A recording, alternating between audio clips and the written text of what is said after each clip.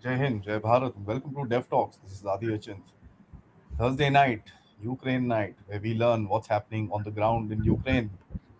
The counter-offensive, which was supposed to be a 2-week counter-offensive, we are on the 11th or the 12th day, seems to be fizzling out. Is it a failure?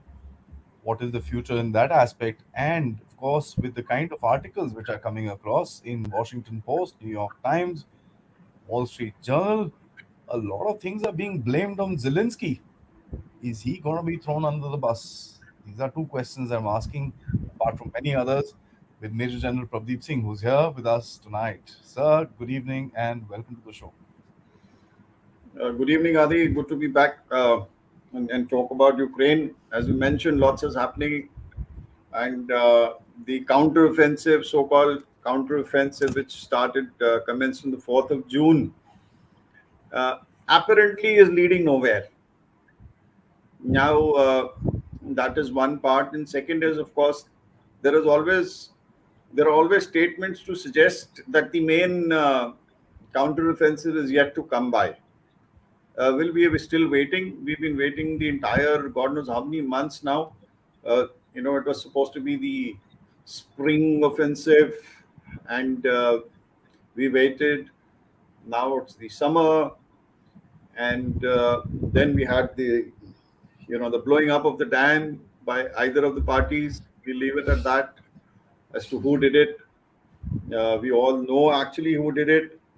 It definitely is not somebody who's in the defenses and wants his defenses to be flooded. Hmm. So all these things have happened. What is interesting is that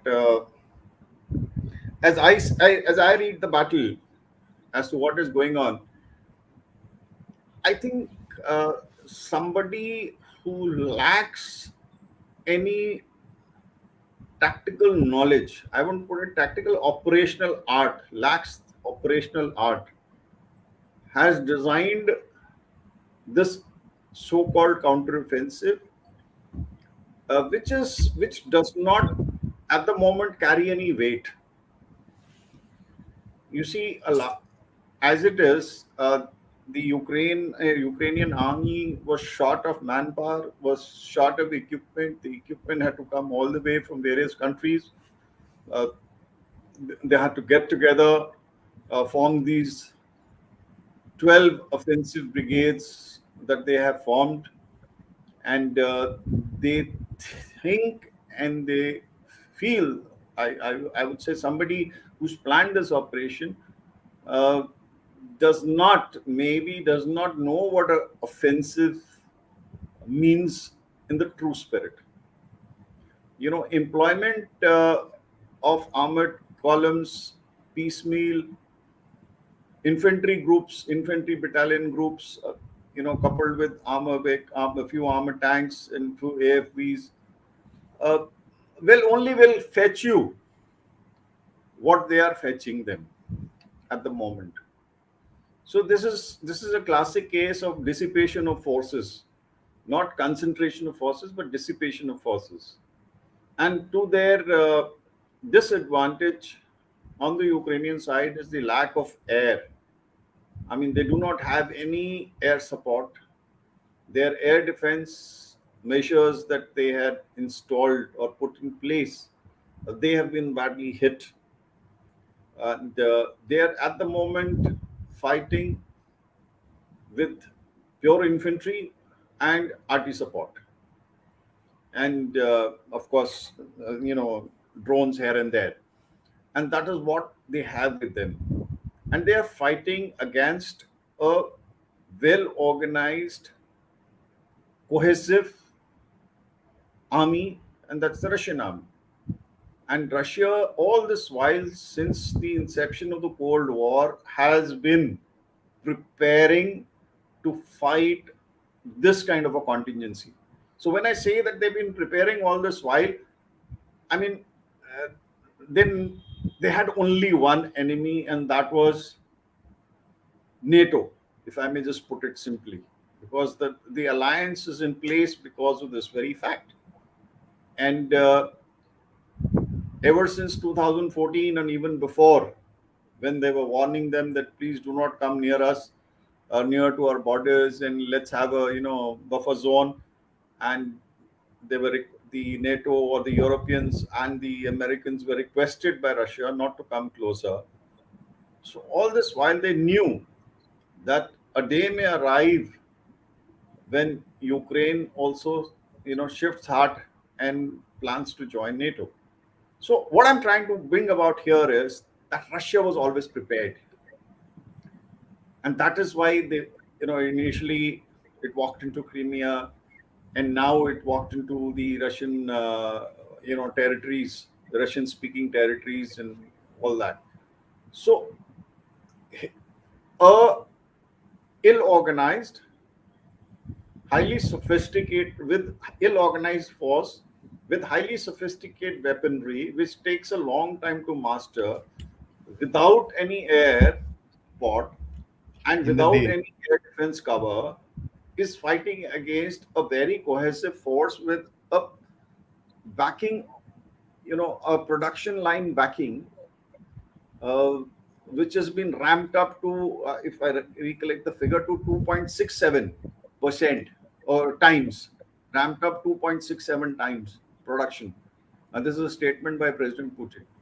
So when this kind of a ramping up is done on one end, and here they are trying and trying to get ammunition from all over the world, actually literally begging people to give us ammunition, 155 ammunition, things like that.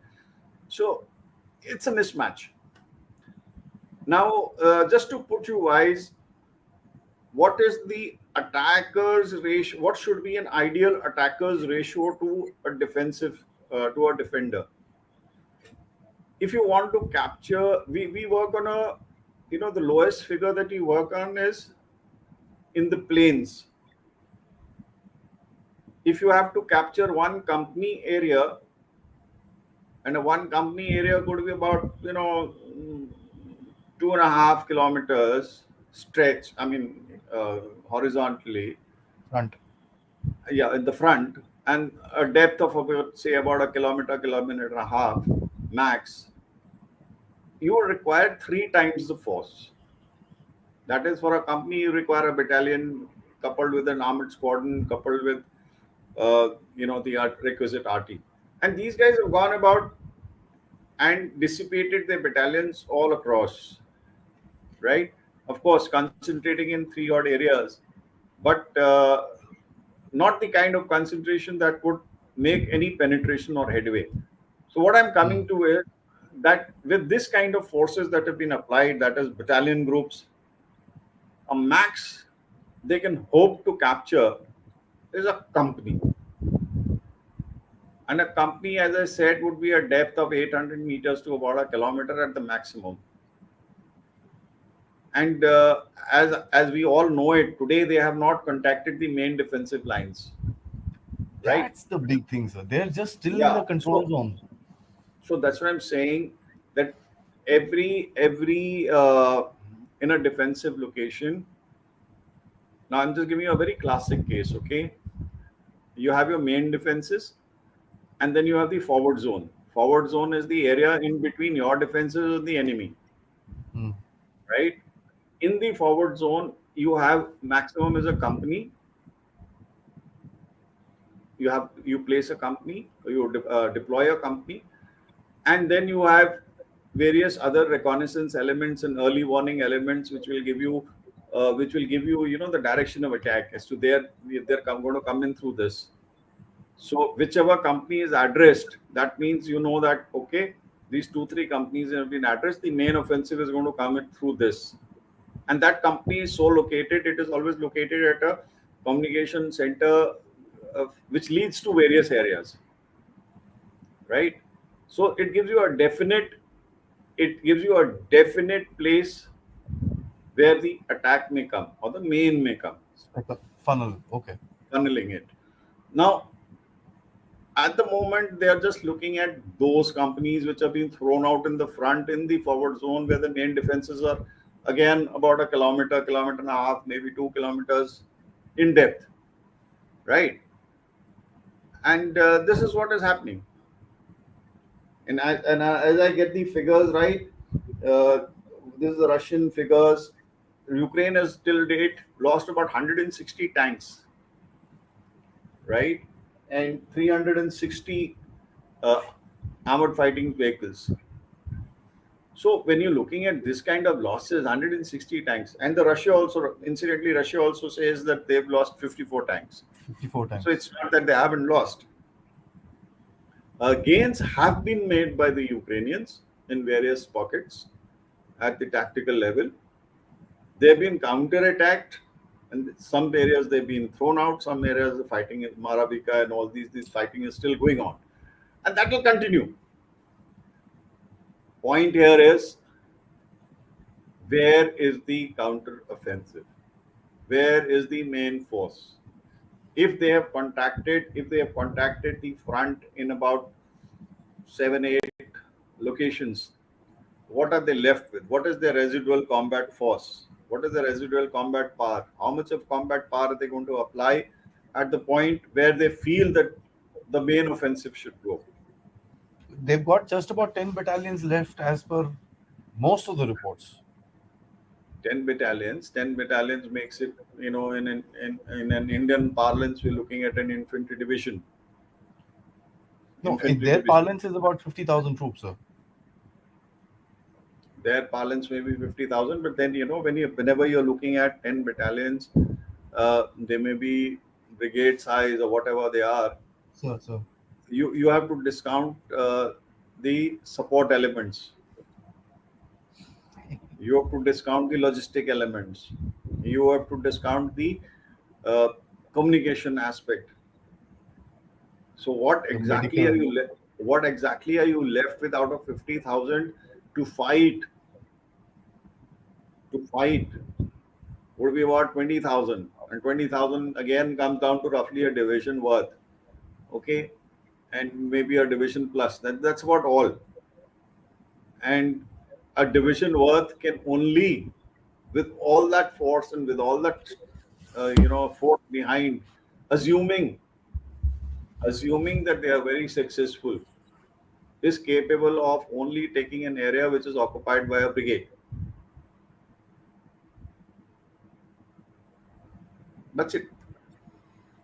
And that fighting, if that be the case, they must be, if they have to fight and capture an area which is, a brigade sized area, they need air. They don't have the air. They need huge amount of artillery.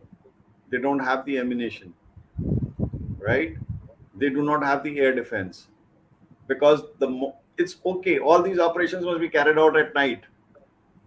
But night is just about 8 hours,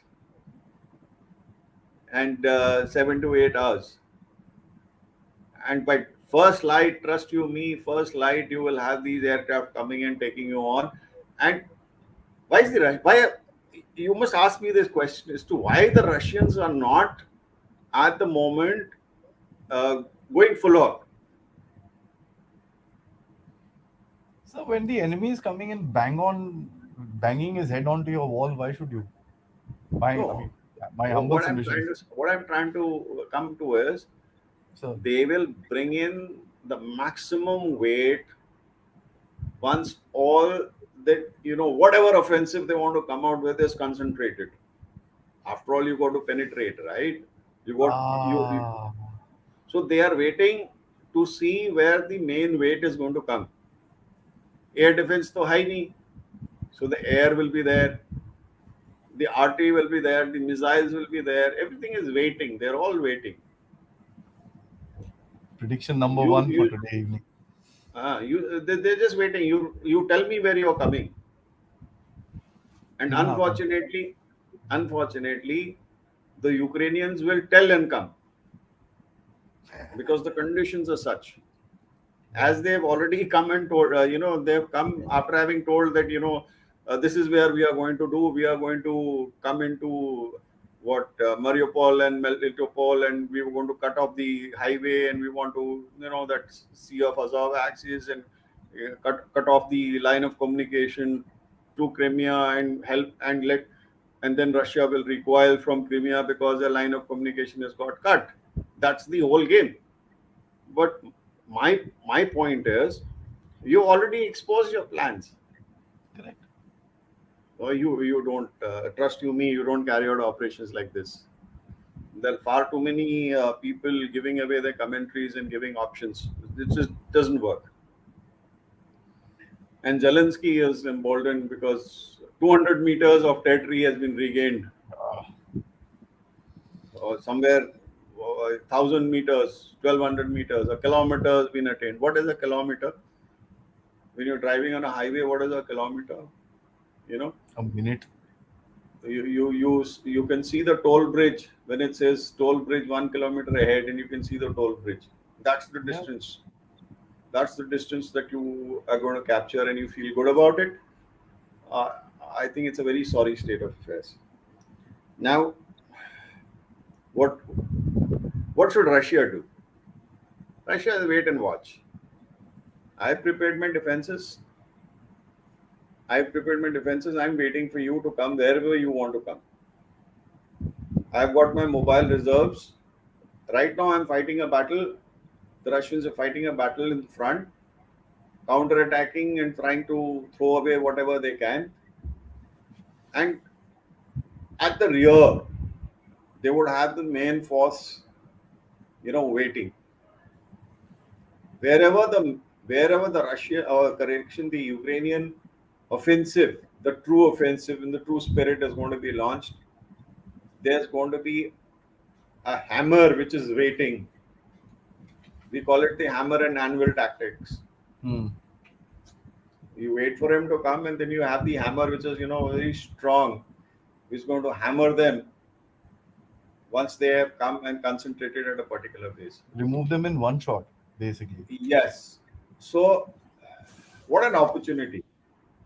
I'm waiting for that opportunity which the Russians will exploit when the Ukrainians will finally launch, and if they launch their counteroffensive, because they'll be mauled. May I ask you, sir, do you still Yeah. think they will launch something or they'll just continue like this? Because I have this nagging feeling that यही करते रहेंगे ये लोग, they will just keep on ding ding ding ding ding ding ding.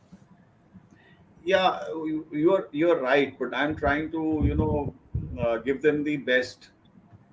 I'm trying to give them the best because I feel that let's give them, after all, they're being backed by the Americans. They're being backed by lots of people, uh, the entire 51 countries which have supported them, and the entire of Europe is behind them. So I'm giving them the best, wherein they have the resources, they have the manpower, they are given the intelligence, and despite all that, I'm afraid that they'll get banged nice and proper, as they're getting sorted out at the moment. Yes, because somebody uh, who is supposed to be mentoring them doesn't know what he's doing. This is what I feel bad about. I mean, if I were to take Ukraine side, I feel sorry for them, because somebody in NATO who's only used to fighting in Afghanistan, Iraq, and Bosnia Herzegovina is directing this war, which is uh, actually, from the Russian side, a true conventional war. From the NATO side, they don't know what it means to fight a conventional war. So there is that is where the dichotomy is.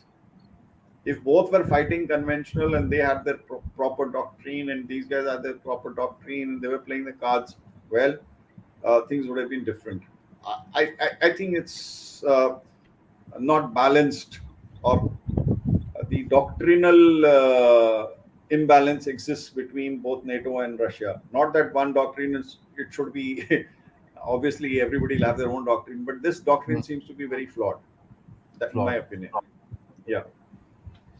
So the next thing I want to talk about is, Zelensky himself. Uh, there were articles about, and when I say articles, these are not articles in these Loki type newspapers. They're coming out in the Washington Post and stuff like that. We all know where the Washington Post gets its news from. The Guardian wrote about this, that the Ukrainians blew up the Nord Stream. Yeah. The Ukrainians might have damaged the dam. The advantage to Ukraine after damaging the dam. This is, to me, seems like pinning the donkey on the wall, which is the donkey is nobody else but Zelensky. Literally, I mean, I may be over paraphrasing it, but the fingers are squarely being. As a matter of fact, sorry, the Nord Stream was blown up by the Ukrainians in spite of the Americans warning them not to do it. You see, yeah, I also read that, and and I also believe, and I'm totally convinced. You see, Russians built this Nord Stream. They were supplying the gas, and if you recollect, initially also when Nord Stream got blown up, I said if the Russians had to, they just wanted to stop the gas, right? They just had to close the tap. End of story. Why do you go about blowing it up? I mean, you would be mad to blow it up, no? When you can cause the same effect by just turning it off. So, all the while, this did not gel. Why would they, go down deep sea and then make efforts to blow it up? And that, as it is, turned off the tap. So, Yeah. So, this is quite convincing. And if the CIA is, warned them not to do it, and they've gone about and done it, whether it was the Poles who did it or whether it was the God knows who Brits who did it or they did it, it is that somebody did not listen to the CIA if CIA had warned them not to do so, right? Second, blowing up the dam, Russia had no reason. The Ukrainians were already talking about blowing up the dam. They're practicing the HIMARS onto it. I mean, they had the intent. They had already experienced it, and while saving Kiev. So, when you look at it, it was part of their so-called doctrine, if I might just put it, uh, to blow up dams. Now, when you do such things and blame it on the enemy, trust me, the world is not naive and world is not stupid. Everybody understands as to who is doing the what do you call, who's doing the badmashi, if I may use the word in Hindi. So somebody is playing truant here. hmm. You do something and you straight away blame it on the opponent. You can do it once, you can do it twice, you can't do it thrice. So these guys are all bent upon maligning Russia. And now what happens? The whole world is getting sick of this war. Everybody is tired of the very fact that the whole world has to support one nation, and this particular Zelensky, president of Ukraine, a comedian in nature, is kind of dictating terms to them that I am not winning the war until unless you provide me this and you provide me that, and I want this and I want that. Well, if you want all that, my friend, you got to then prove it to the rest of the world that you're worth being provided for, and that unfortunately not happening on ground, Hmm. because everything is it has to materialize on ground. If I give you so many worth billions of equipment and you cannot use it, I'm sorry, I'm not ready to help you anymore. End of story. I've done what I wanted to do. You asked me for this, I gave you this. Now, brother, I can't fight the war for you. You have to fight it yourself. I've given you entire wherewithal. Uh, where are the results? I've invested so much in you. Now, unfortunately, the world is thinking from another viewpoint. People have started thinking post-war reconstruction. Victoria Nuland, Yeah, they're talking Black Rock. post-war reconstruction. they're looking at how much of investment they're going to make and how much the profits are going to make and to rebuild Ukraine after the war, and how much damage has been caused. Some figure I came across was some 900 plus billions. Yeah. You know, that kind of damages have taken place. They've ruined a nation. They have ruined families. They've ruined the livelihoods of people. Uh, they have done great damage to the entire community or the Ukrainians per se, and they're blaming it on Russia. But then we know who caused it, why it started, and why it couldn't. It could have been avoided, and it wasn't avoided. So the whole thing is like any other country destroyed. I mean, Iraq, the same thing. You're talking reconstruction. Afghanistan, you're talking reconstruction. Now, that's what is happening. I mean, Germany has always been in the forefront of all these activities when it comes to the Bonn Agreement for Afghanistan and trying to make peace. Why? Because they would get more what do you call share of reconstruction, etc. So people are tired. It's taxpayers' money. Production lines are not able to cope up. It will take them. So what I foresee here is this tuk or the small uh, actions will continue, and perhaps pause, or they're trying to force a pause in the entire thing. Freezing. And when I say trying to force a pause, it is with the aim of uh, increasing their production, B, reorganizing the Ukrainian armed forces, and C, tiring out the Russians. And they're also talking of they were talking about freezing the war, like what they've done, Political freezing the lines. That's the Korean model being applied here. And armistice. yeah, you have when it comes to the Korean model, what do you have? You have the Russians sitting on a particular line, and on the eastern side, on the western side, you'll have the Americans sitting, because then it will be peace. Then it's not NATO. It's we will monitor the peace. So the American armed forces would be staying on the other side, and the Russians would be here in eyeball to eyeball with a fence going through and through. So this kind of a situation has been spoken about. Unfortunately, not happening. Mhm. One side, presently, the Americans, NATO, all this, Ukrainians themselves are talking peace.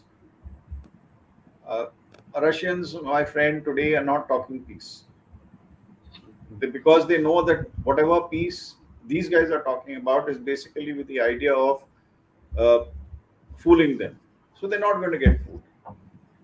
They will achieve their war aims, and it's only subsequent to war aims that they will say, okay, maybe we can talk peace now. Now, uh, another interesting Zelensky, development. Zelensky, No, Zelensky. Zelensky is going to go. Zelensky is going to go. They're going to sacrifice him, and the CIA is known for it. Some one-odd shell will hit him. Uh, he will die as a war hero in the battle. So Fired from. God knows who will fire it, but then he'll be a war casualty. So unfortunate, it is very Well said. unfortunate. Unfortunate. He was in the front, leading from the front, and he got a shot and things like that. So that kind of story is going to happen, and I that's what I visualize. And the moment that happens, I do not know what's going to happen in the Zelensky in the Ukrainian hierarchy, and I really do not know as to where the war will lead to, whether it will continue or the Ukrainians will just surrender. You never know, because the kind of mood which exists in Ukraine, the videos that I have seen of people trying to get away from getting enlisted, people are being, you know, forcibly taken away and being recruited. So this kind of a thing, if that kind of mood exists in a particular country, trust me, the soldiers will also fight to a certain level, and beyond that, they'll say thank you. Now, what happens in the Russian side? Now, if I were to read the battle from the Russian point of view, I will hold. I would like to hold the Ukrainian army in the front line itself, not allow him to contact my main defenses,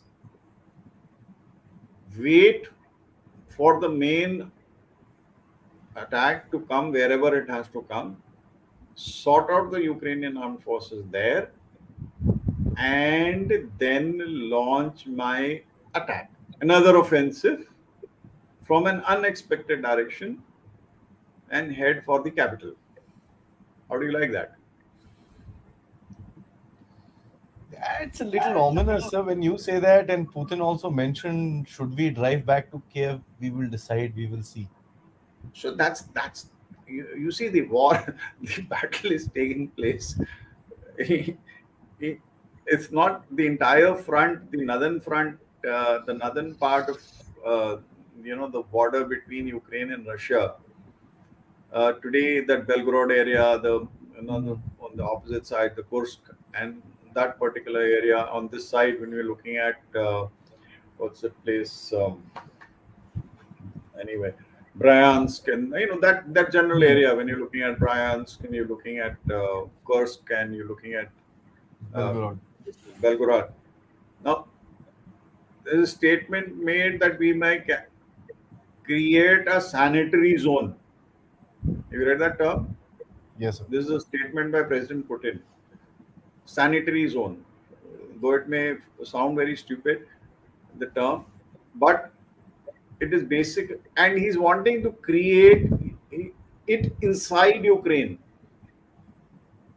What he's trying to say is, so that people do not cross the border, I am going to step into that area and sanitize that area. Make sure that there is no element of the enemy in that particular area so that they cannot enter Russian territory. You got my point? I will have a belt inside Ukrainian territory which will be under my control so that none of these jokers, the Russian volunteer force and all that, can cross over and trouble me inside Russia. So that means Kherson, Sumy. Yes, that means Oh, Kherson, Kiev. So Chernihiv, Kherson, Sumy, that entire region. yeah, that Sumi belt and all that. So that belt is going to connect. Earlier, maybe he didn't have the intent. He was just going to restrict himself to these four oblasts. But now that you are troubling him there, he's going to be looking at coming inside, right? He'll only do that. He will only do that once Ukraine has committed its troops for whatever troops it has for the so-called offensive. When he'll have no opposition, Hmm. Nothing and left. he'll wait, and he'll wait, and he'll wait maybe months to do that. So that's where the end game is, and Zelensky will be sacrificed, as many reports are talking about, and even the Americans are talking about it, because I think he's become a little too big for his boots. And Yeah. people are quite. He's become a little arrogant, and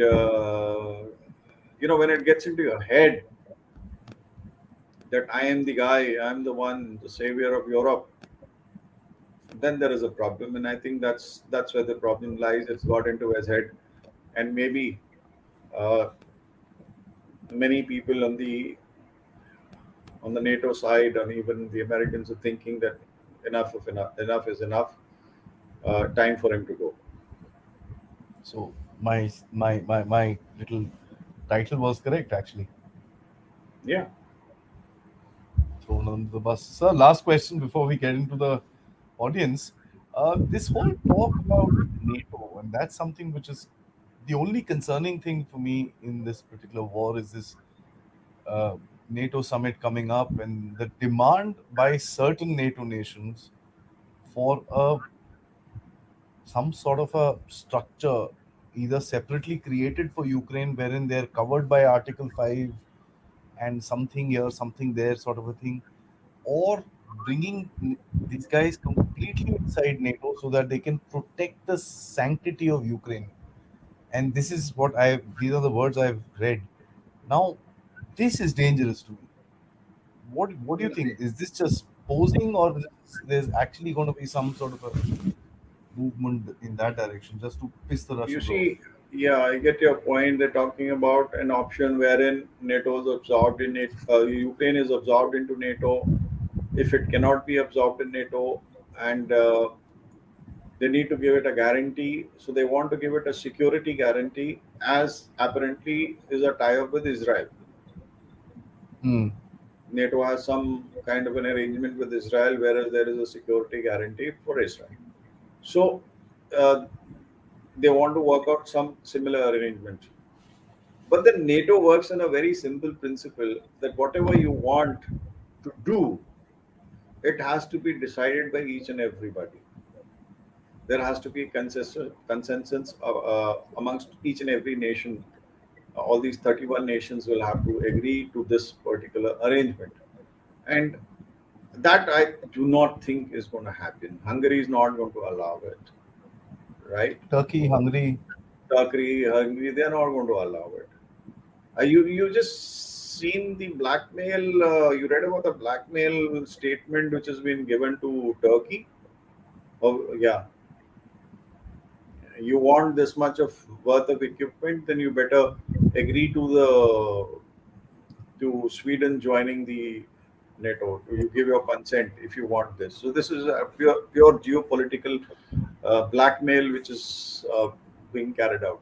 So what I'm trying to say here is this kind of a guarantee will not be provided. Uh, some nations are pushing for it, but within this, there is a lot of fracturing. This NATO arrangement, is, if you think it's a very cohesive arrangement, it isn't, because they, as of today, they're all not agreeing to many things between themselves. So I don't think this is going to happen. So what about And this coalition of the willing? You know, coalition, handful of coalition. Romanians, handful of Polish, some Britishers who will obviously be there, some Americans. They were talking about this also, and they're operating in Moldovan jungles is what a lot of people are believing today. So No, they are there. The fact is that even today, I'm sure whether you're talking the all these guys, the Poles, etc., they're already operating within Ukraine. I'm sure they're still there as advisors within the brigades, brigade headquarters, the divisional headquarters, or what have you, or the command and control centers. Uh, as we did see one of the bodies, remember that CIA guy being knocked off and his name one getting very CIA big. star got increased. Yeah. So that kind of story, I'm sure, is existing, which is understandable. I mean, if Fair enough. I do not blame them and I do not say anything, because after all, if you have to guide, if I, as I stated in one of my talks earlier, if you got to get intelligence, you got to have a guy who's been able to, relate to the intelligence and pass it on. Correct. I'm not going to give you my own terminal, but the terminal will have to be operated by my own guy. If it's a NATO related in terminal which is linked to the US intelligence, that will have to be operated by their own guy. It cannot be operated by Ukrainian. So the intel operatives are there. Next comes the troops. They're already talking of the coalition. These guys getting together and ganging up. Some are saying as a part of NATO. Some are saying outside NATO. We will fight Okay. outside NATO. we discussed this last time. So uh, they're getting paid. They have nothing to do, and they're even talking of enrolling Afghanis and these guys who all these rogue elements uh, who have nothing to do. They're giving them the lure of citizenship, citizenship of certain countries. So this kind of a game is happening, which will only prolong the war and the agony and the expenditure on the war. But trust me, this is going to linger. This is going to happen. They're going to keep pricking, they're going to keep launching these pinpricks and troubling the Russians. And sooner or later, they're going to exhaust the entire Ukrainian force. That offensive will not come by. And once that happens, that is the time Russia will play its cards. Yeah. That's the most uh, interesting thing which I'm seeing, and that's the most dangerous thing that I see can go wrong. As far as the war and the escalation matrix is concerned, sir. No, I mean, it's war, right? It. Russia is not going to come down to its knees and say, "Okay, I'm tired of fighting." No, they're not going to say that because they're not going to be tired. It's the Ukrainians will say. It will be the Ukrainians will say we are tired, and a statement by somebody, Secretary of State, I guess, saying that they will fight and Ukrainians will keep fighting and they will win because they have high morale. Well, morale is a factor in battle, but it has to get supported with equipment, and it has to be supported with ammunition. It has to be supported by air cover, and it has to be supported by artillery cover, and good leadership at all levels. So that is the point. So let's see where it goes. Let's get into the questions, guys. Loads of questions here. Please send in more. Let's talk about Ukraine today, and let's keep it on subject here because there's let's not go into China and all that stuff. Let's focus into Ukraine unless until you find something that the Chinese were able to do with regards to Ukraine. Before I get in there, like video, subscribe. By the way, we just crossed 23,000 subscribers today morning. So thank you so much, all of you guys. You can contribute to the Dev Talks efforts with the QR code up there, or you can become a member or send us a super sticker or super chat, which is what exactly Ishan has done. Thanks, Ishan, for your contribution. He says, Jayan sir, do you think the Ukrainian military will stage a coup against the comedian or just let him retire in peace to his mansion in Florida? Seems like the joke has lost its punchline. That's a good one. Yeah. Will the Ukraine army launch a coup against the comedian or just let him retire in peace? Not happening either way. What I just said was there will be some, a loose bomb which will drop and he will be removed from the scene and cause no embarrassment to the Ukrainian army or to any other person. So there were talks of a coup. There were talks of he being forced to resign, and especially that came from Poland. Yeah. Uh, so the pressures, I can imagine the kind of pressures which are there on President Zelensky. One, to prove to the world that he is a capable leader and who's capable of regaining lost territory. He has it in him to support his people. Unfortunately, a lot of people think and have started to believe and think that he is the main cause which has caused so much of destruction, and he should be tried for treason. We did discuss this earlier. So is there hatred against him? Yes. Yes. Is the West sick of him? Yes. Is he confident enough that he will pull it through? Heart in heart, I am sure he isn't. Heart and heart, he wants to actually retire in Florida with all the money that Get he's made, lost from there. right? So I would just put it his days uh, would be numbered, whether it comes out of disgust from the Ukrainian side or whether it is the West trying to eliminating or he himself deciding to step down. So the pressures on him. I mean, imagine one person who's got to prove a point to the world. It is not easy. I mean, you've got to grant it to that person, whosoever it may be, comedian or no comedian. If you admire his guts, admire his courage to rally it through stupidly, unknowingly, but he's got a lot of people killed. He's got his And country probably destroyed. fly the kite. Yeah, so let's leave it at that. Let's see where his future lies. And we only hope day that less and less lives are lost and this war concludes at the earliest. Thanks Yeah. again, Nishan. This is a tough one, if I may. Uh, Interesting language, I must say. Do you think South Africa will do something monumentally stupid, such as act on the ICC arrest warrant on Putin during the BRICS meet, or they will tell the ICC to go shove the warrants where the sun don't shine? I I believe, think if I may, the BRICS is getting moved. uh, whatever it is, South African, the Prime Minister has already made a statement, right?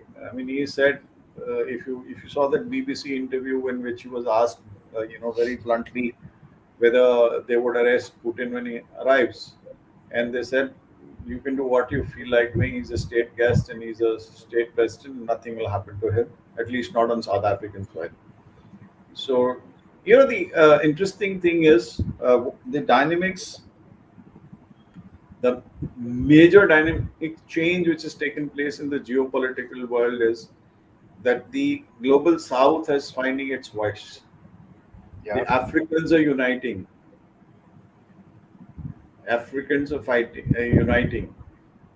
The global south is uniting. So these ICCs and the UN bodies today are becoming irrelevant as far as these countries are concerned. So when you look at all this, South Africa, my friend, will never, never commit this mistake. Yeah. Akash asks, war of attrition is first and foremost industrial production. Manpower loss ratio on Ukrainian side is 1 is to 7, given massive Russian advantage on artillery, 1 is to 9. Gradually, then suddenly will be the defeat of Ukraine and NATO. But I think Well, industrial production point is, you see, you made 3 points here. Industrial production, yes, it is leading to, you know, the scale of production not imagined earlier. The capability and the ramping up and the availability of ammunition, the front lines, especially artillery ammunition. Two things emerge very clearly. Artillery has become, it's known as the god of war. RT, known as the god of war. Uh, they are proving themselves, the artillery, as that they are actually the god of war because they come to everybody's rescue. rescue. And as far as the infantry, of course, is the queen of the battle. The queen is getting screwed nice and proper in the battle. Uh, the Ukrainian infantry is also getting had by the artillery and had by everybody. I'm an infantry officer, but sorry to say, but then this is what is exactly happening because they're not very clear as to how to fight, the Ukrainians especially. Now, the gradually and suddenly, and then suddenly will be the defeat of Ukraine and NATO. Very true, and that's why I said, if Zelensky goes, who's there next? Who takes over? Will there be a will to fight left in Ukraine post Zelensky. If he's a true leader, uh, trust me, it would just collapse. If he's removed by his own men, if there is a coup within the Ukrainian army and Zelensky is taken on, uh, then again they will stop fighting. And when they do so, Russia is just going to walk in. Russia's got its air, it's got it. I mean, you haven't used airborne right now. You've destroyed all airfields. You've destroyed all their storage spaces. You've destroyed all their railheads. You've destroyed all their energy network. So they have done enough of pounding by air, by artillery, and by missiles and drones to have brought actually Ukraine down to a level where they are just left to fight with infantry, supported with a little bit of armor and artillery. So as I said, no air defense, no air. F-16 is not coming. Training postponed further. All that is happening. So when it happens, it is going to be sudden, and there'll be a collapse of Ukraine, and NATO, in my opinion, is going to be a big, big question mark. The very existence of NATO is going to be a question mark. And I'm just going to digress a little. If I were to see major blocks emerging in the future, I would say there's no NATO. It doesn't exist. I'm just giving, how Wow. I visualize. No NATO. Ukraine war lost, axiomatic, no NATO. So you will have a North America plus Canada. You have the entire of Europe. You have Russia. You have China, and of course you have India. So you will find these kind of blocks emerging. Power If the blocks. Europe, yeah, if the power blocks, if the Europeans were wise, they would kick out the Americans. They'll say thank you to America. We've had enough of you. We don't want any wars. Thank you to your dollar, which most of the countries is saying. And the Europeans unite. Oh, they can be very powerful. They can be a bar, to reckon with. So Ukraine war, the end of which is going to be a turning point, and it is going to be a turning point, and which we should be looking at next 50 odd years. We ought to be looking at the relevance of Arctic, and I bring our Arctic every time because that's where the shift will take place. So there's going to be a major global geopolitical shift at the end of this war, and it'll happen suddenly after the collapse of Ukraine. So would the US continue to support Ukraine even if the counteroffensive fails, as stated by Jake Sullivan? EU will follow the same as they have folded in front of the US. Recession impacts citizens, not the ruling elites in Brussels. Yes and no. US, in my opinion, while they are overtly, making statements because they can't say otherwise, I would put it this way: the Americans are known to dump. See what they did in Afghanistan. They just ran away from there. Vietnam, Right? Afghanistan, so many places, Iraq. Yeah. So if that's going to happen, trust me, they're going to walk out of Ukraine and not even look at it, because then they'll say our priorities change and we're looking at Taiwan, and China. that's where that's where the pivot of Asia, the Pacific, Indo-Pacific, all that, kahani will come about. And oh, we supported to the best. We tried our level best. We gave all the support. So many billions we spent. Unfortunately, they were not able to cope up with what we gave them. So end of story. End of Ukraine. Uh, EU will not stop supporting. If I may just put it, EU would be more interested in reconstruction of Ukraine, and then to build boundaries, and they want to get rid of all the refugees which have walked into their countries. They want them back, going back to Ukraine. So, in that way, they will support Ukraine and ensure that these people are out of the countries and back in Ukraine and help rebuild Ukraine and help all that. And that'll take a decade plus in So, the future to take place. Yeah.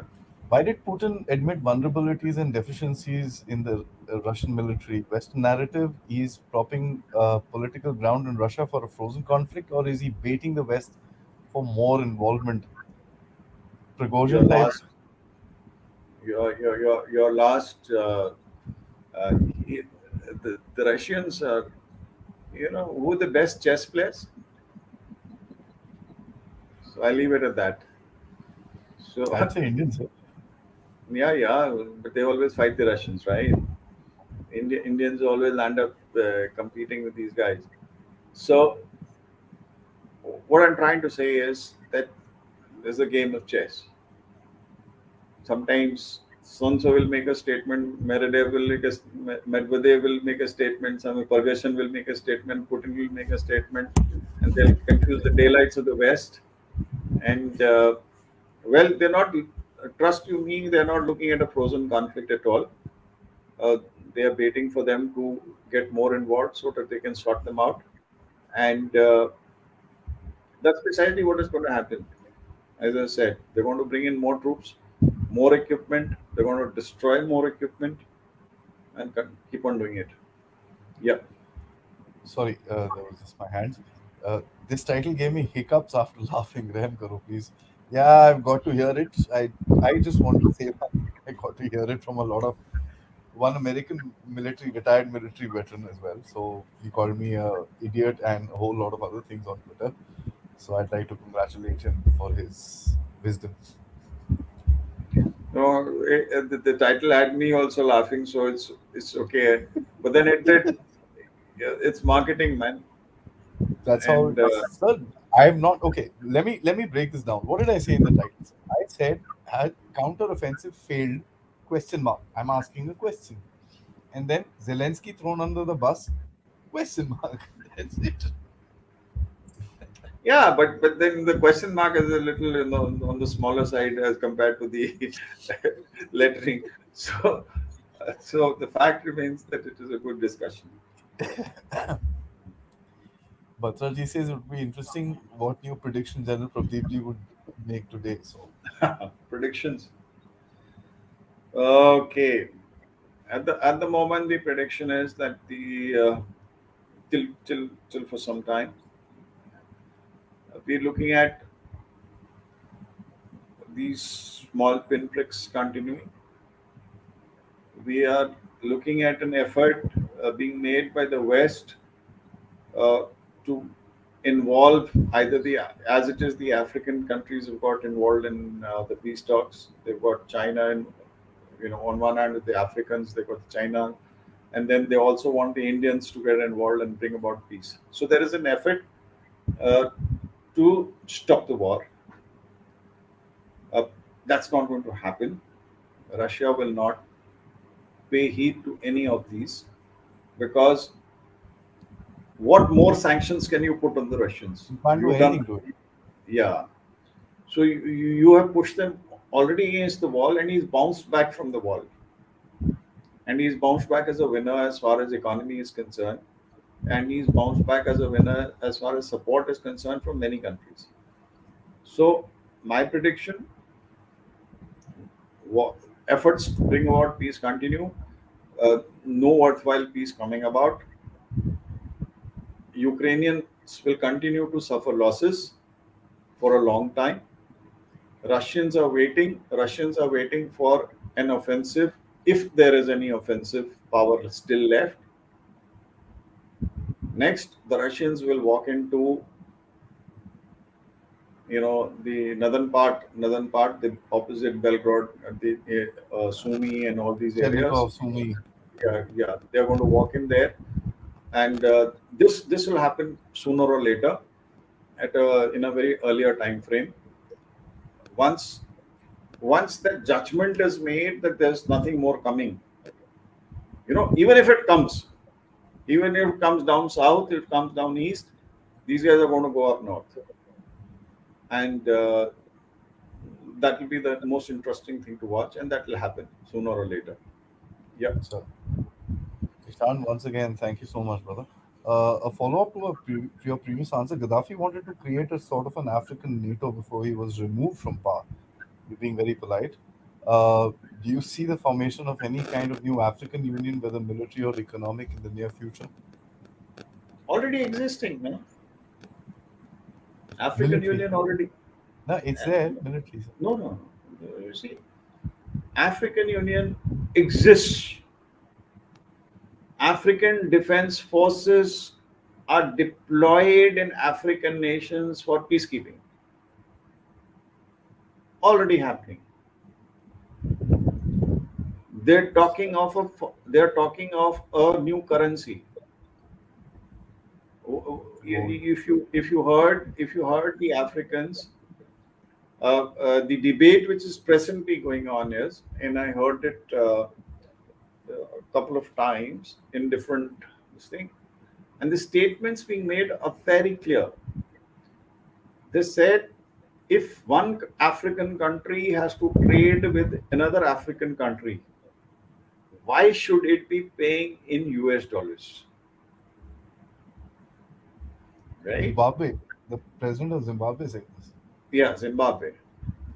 Uh, Incidentally, I was in Harare when that recession took place way back 2000.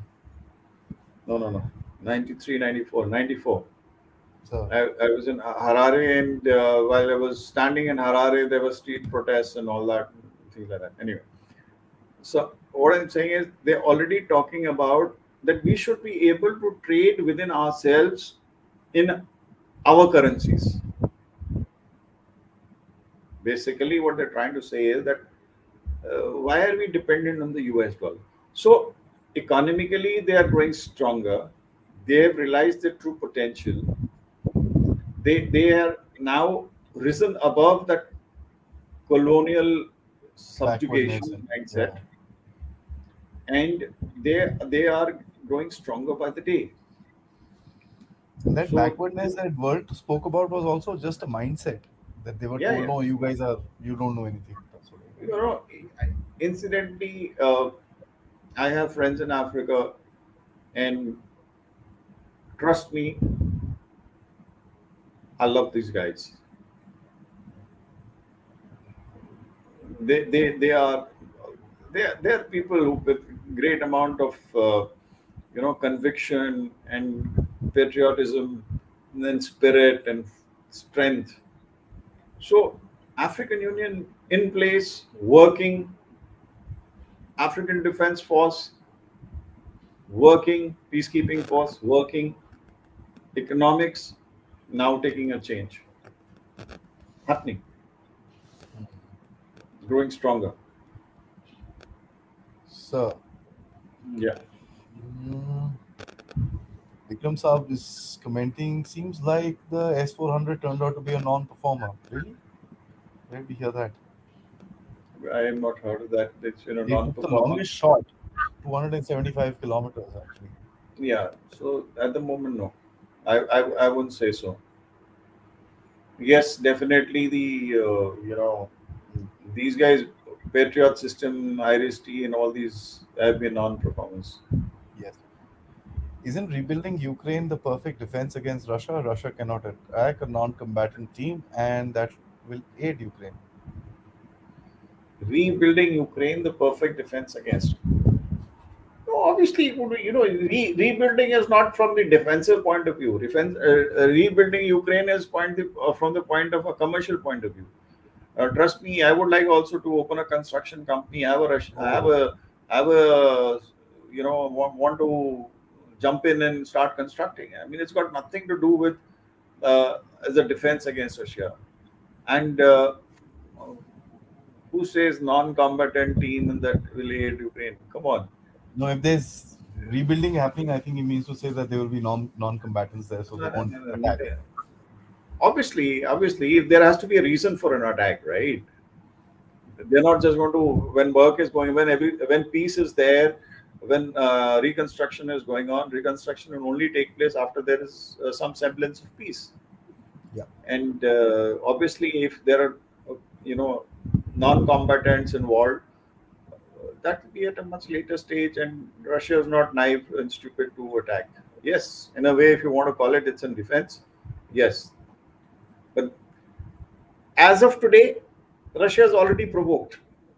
Tomorrow, after peace is attained, there has to be a reason for Russia to get provoked and Russia to launch an attack. So obviously, it won't happen if uh, after the peace deal is made or some semblance of peace has arrived and reconstruction is taking place. Russia is not going to attack. Yes, you want to call it defense? Yes, So last couple of ones. Is Ukraine-Russia war the first step for Arctic region dominance spot on. Main reason: expansion of NATO, towards the north? dominance in the Arctic region,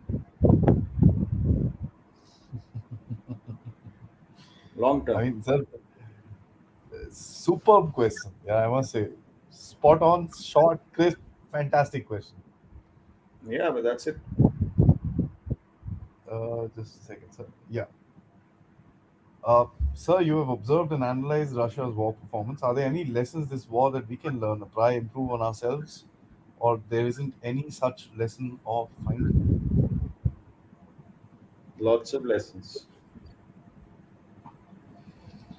No, I cannot start speaking about the Indian doctrine or war fighting, but I can tell you that yes, the major lesson, and we anticipated, we visualized this long time back. Uh,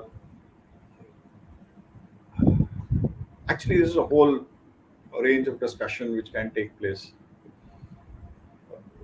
You're looking at, you know, contractors becoming an accepted norm as far as war is concerned. Mhm.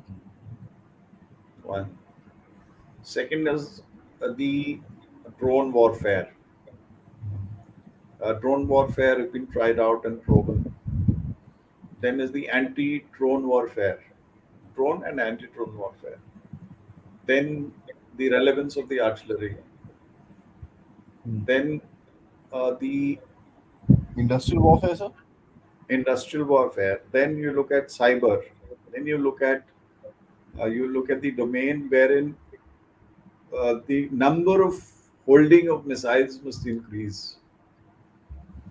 There Mhm. is many things, and I think it's a war which has brought about a awakening, or should have brought about awakening, because now I'm not in uniform and I cannot talk what's happening, and I'm sure my colleagues who are in uniform and are in the relevant places are talking about it. There's discussion. There's some brilliant guys we have, and they're talking about it.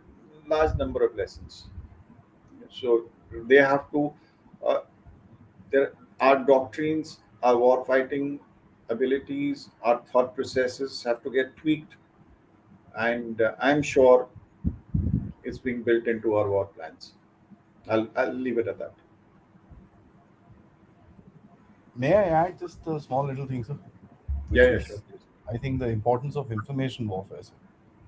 Yeah, information warfare. We already, this lesson was learned from Iraq and Afghanistan and all that. We've learned this lesson. We have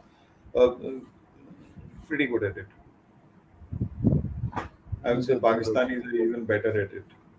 yeah, yeah. I mean, that one thing you have to give it. अभी थोड़ा slip कर गए हैं, but anyway, still about No, two no, no. years ago they were still. Since I know the ins and outs of how they operate very well. ऐसा M block, sir. Yeah. Right, sir. Thank you so much. And you know, it's what you've told us today is very interesting. That I mean, this is a very good hidden insight into how the Russians are looking at this. counteroffensive going forward, and what's the reality of a counteroffensive that is put on to piecemeal sort of a fashion? If there is any sort of a probing, funneling attack or something like that that happens, let's wait and watch. I mean, you've told us what can be happening in the next couple of days as far as Zelensky is concerned. I find it to be a little weird that his statements and his whole lot of things have not been there in the main narrative. So you're absolutely right that he will be kind of, slow and steady pushed out. But most importantly, sir, the biggest takeaway that I'm going to take from this talk that you've given is people are sick and tired of this war. And that is something that I think you talked a lot about very, very well. Thank you so much, sir. Thanks, guys, for joining in. And till next Thursday, when we discuss, I'm sure, another big event that the Ukrainians will plan and give us an opportunity to talk about. Till then, sir. Jai Hind. Thank you very much. We didn't discuss the dam today in detail as to water has flown by, but just to add, we'll have to see as to where it is headed. And when as there is some talk saying that there may be an offensive, the Ukrainians may plan to come and utilize the space of Kherson. So let's see as to what happens. It's coming to an interesting phase. Yeah. Sir, Right. thank you, sir. And Well, the other thing we did not discuss is what happens in sir, the Black Sea. So we will save it for next time. we'll put it up. I'll put a pin on the wall for the next one. But this damn thing, you've actually given me a little bit of a curiosity. I'm going to ask you some stuff offline. So guys, this one you guys are going to miss, and I'm going to take a little private audience from sir to learn about what is there in his mind. But in any case, let's catch up with you guys next week for the Ukraine show. Thank you, gentlemen. Thank you very much for listening in. See you next time. Take care.